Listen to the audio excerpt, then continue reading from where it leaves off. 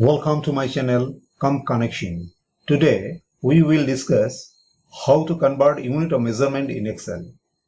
Convert function in Excel convert a number from one unit of measurement to another unit of measurement. We can convert feet into meters, Fahrenheit to Celsius and many others.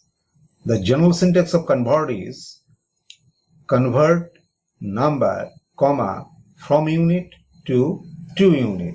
Suppose the weather temperature in Celsius of different cities in India is in a certain day is listed here, and we want to convert it from Celsius to Fahrenheit and Kelvin also. It should be remembered that the units are case sensitive.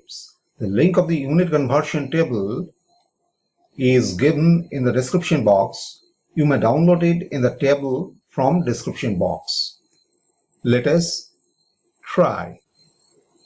Number, comma, from unit here, Celsius, capital C within quotation, comma, Fahrenheit, double click here.